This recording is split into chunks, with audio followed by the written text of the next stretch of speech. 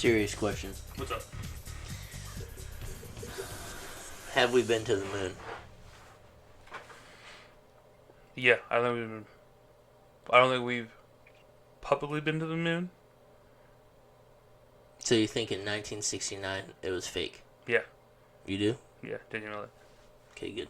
Just because the technology we have now does a lot. Yeah. I don't believe it was that possible. There's no way. We might have. I don't know. But my gut feeling tells me, you're telling me this phone has way more magnitude, way more possibility to take them to the moon than it did in 1968? Yeah. 69. 69, whatever. I was watching a guy talk about it on his podcast, and he was like, you're telling me we're flying these giant spacecrafts that weigh as much as an airplane, and when we land an airplane on Earth, we'd have to, like, crash it into the ground. Yeah, and he's like, and if you see the footage, the ship was just, like barely touches the ground. It's all nice and soft. Some of there's a small video clip where the guy, like, falls, and when he goes to stand up, it's like he's being pulled by a cord. A wire? Yeah. Yeah. And so there was that, and then that they also called... There was, like, a landline call to the space station. That quick? From up there, yeah. And they got... And it was clear. You can't call somebody from your cell phone now up to there. Yeah, if I go to my parents' house and call you, they're static. Yeah. So he was like, there's no shot we've been there. So I feel like we've been there before, but not like in a sense not of... in 1969. Maybe we have since, but no one talks about it. Exactly. I wonder if we found stuff that we didn't want to find. They didn't Doom? want to let us find. Good. Doom based on a real story? Yeah. Alright, on that note. Alright, donde dudes and dudettes, we are the Island Guardians, the 14 best places on Pokemon TCG and Pokemon content in general. Today is Friday, so what does that mean, Jeff? Friday we just kind of talk about stuff, I guess. Normally we'll talk about a new deck or a tournament that's been over with, or a winning list or something like that. But there was some information put out, which if you are a Pokemon follower, you'll probably know it. Mm-hmm. A lot of it was released on Twitter, so it is a project called Twinleaf. Correct. And what is Twinleaf? Twinleaf, at least the speculation, which I got most of my information from, for the Win TCG. He made a video about it. Check him out. He's a really cool guy. It's pretty funny. So he released what his opinion was. There's not much released about what it is, but it says... It is a Pokemon TCG simulator made by fans for fans. Coming soon. So the website is twinleaf.dg. It just sends you to a weird link like this, and it shows a bunch of Pokemon cards in the back, both new and old, like Shaymin EX, Buzzwole, Giratina, Flying Pikachu, Mew, VMAX. So it's very promising. Yep, it said standard and expanded on their page. And who's the creators? So it's a team of like 4 or 5 people, I believe. You might have to click them all. Yeah. Again, I'm not a big social media guy, I guess. Some dude on Twitter named Dantum, DANTDM, Diamond. If you click on it, you chose. Oh, okay. He doesn't have his name No. on it? All right, cool. So that guy? Yeah, this guy. Jake Gearhart, big Pokemon guy. Developing also. Joe Myerscough? Mm-hmm. Jared Grimes. Mm-hmm. He's also making Pokemon Stat Live. Yep. Works for Microsoft. Yep. And then also Charlie Locklear. Yep. So those 5. Yeah, that's the team making the simulator. And so basically on Twitter they have one tweet. And it says, "This is Twinleaf, a Pokemon TCG simulator made by fans for fans. We plan to give you a fast, efficient way to play the games with friends, test for events, and play old formats too. Follow us to keep updated with development and when we launch." So just that little snippet is pretty exciting. Yeah. And at least like from what For the Win said, or at least how I take it, quite a few of them are competitive players, if not all of them. I don't know much about them. I only recognize a few of the names, but I'm assuming all of them play. And TCG Live, can you even battle somebody in that? Yeah, you can battle. You're friends, whatever. Okay, we have to be friends with them to be able to play and join. So the hard part, at least from TCG Live, to even get to like a decent spot in the ranking to play like a good player and a good deck, like takes a while, and it resets every month. Correct. So like I'm taking it as they're going to build a program where I'm assuming you may have to pay for it, and that's totally fine. But I'm assuming all the cards on there, like I'm assuming it's a database, and then you just build your deck. Like you don't have to craft cards, you don't have to earn them, because I feel like coming from them, they're competitive players. I feel like this is guaranteed like for testing. So like you can log in, maybe it has like a Discord type of chat or something like that where you can just sit there, talk, build decks, and then simulate them or actually play them or have test hands.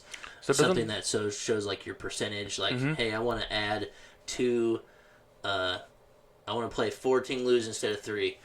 In my opening hand, what's the percentage of me getting 1 as opposed to 4 over 3? And click a button. Maybe it shows you stuff like that. Doesn't Pokemon IO do that? They can give you like a test hand. Yep, it has a thing like that. And I'm pretty sure one of these guys helped make that. Mm-hmm. So, I think you're right. I think it might be a pay-to-use access, which again, I think most players would be okay with that. I totally wouldn't care. Especially if you have instant access to all the cards immediately. Mm-hmm. There's no grind fest. I mean, you can probably still play live. I think that's what they're trying to avoid.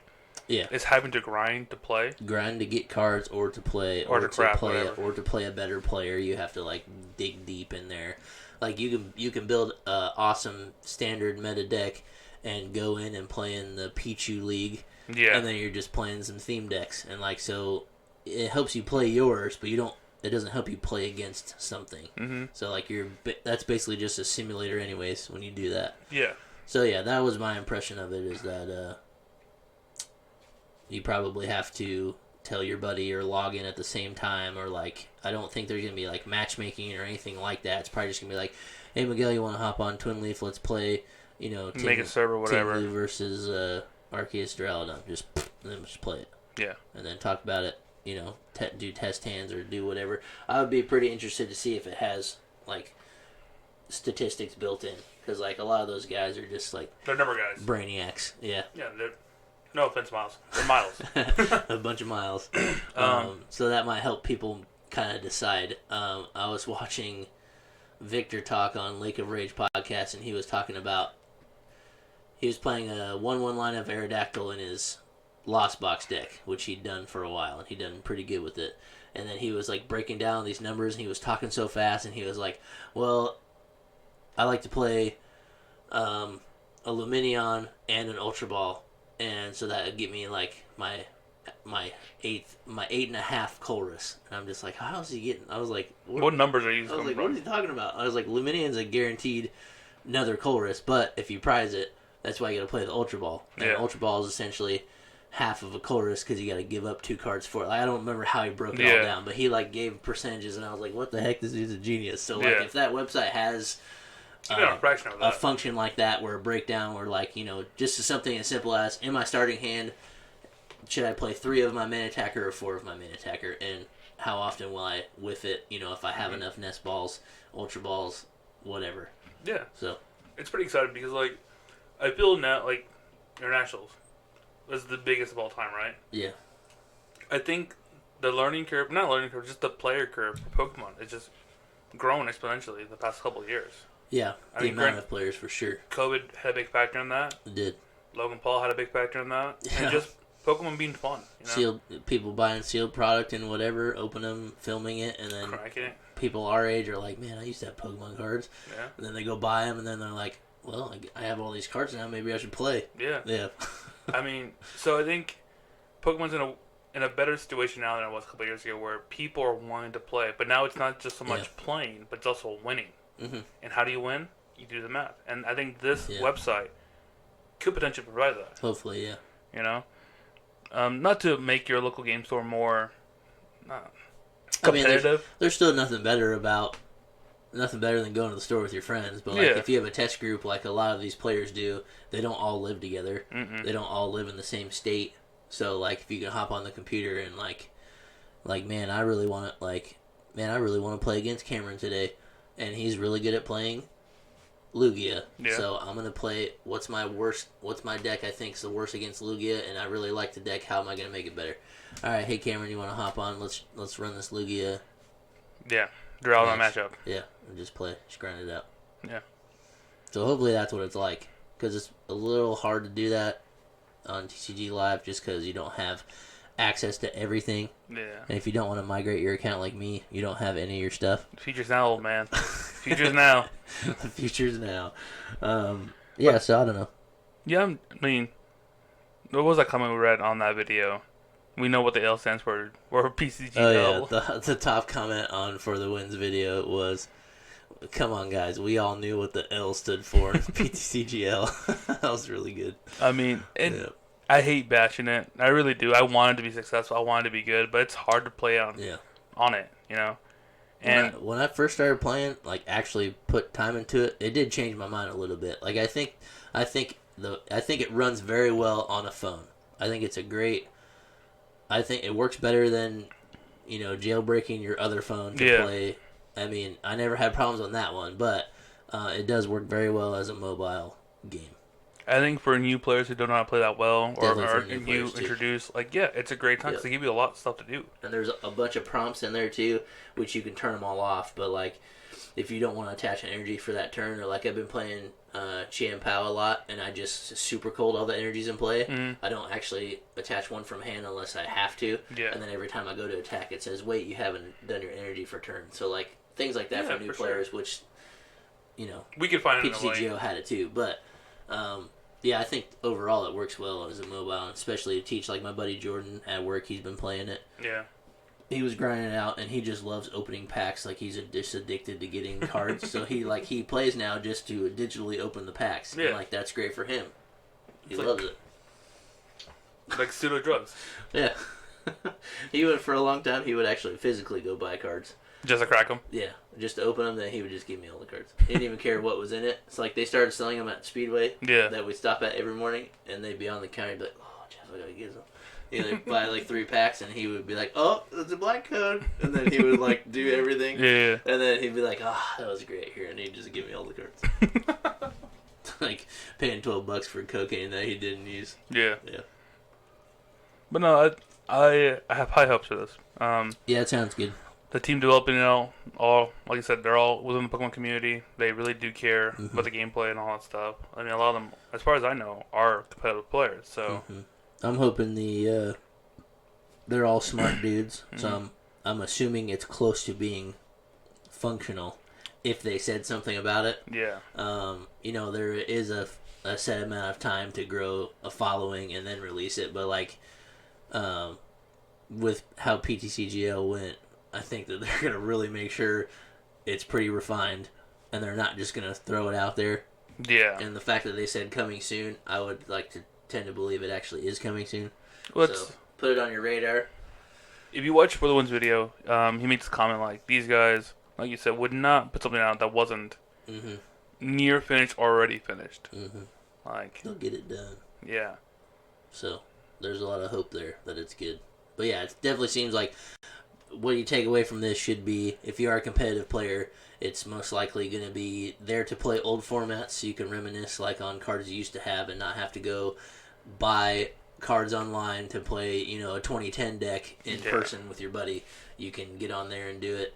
Or if you're a super competitive standard player and got to keep up with new cards, it sounds like every time a set comes out, hopefully, there may be a charge every 3 months to like unlock the cards, but if it's like 10, 15, even $20, like I'll play that. Yeah, whatever. I have some more at bars on crappy beer. Like I'll pay $20 to unlock 150 more cards with arts and whatever. So, but yeah, it definitely seems like it's just going to be a good testing program. Hopefully, probably more strictly for a competitive player. If you're just a casual player or just play for fun, or you want to earn all those rewards, you want to craft your cards, whatever. Stick with PCGL, you'll be fine there. Yeah. So. That's the Guardians' take on it. So it's huger than before. Huger. This could be huger. Huh? Yeah, maybe.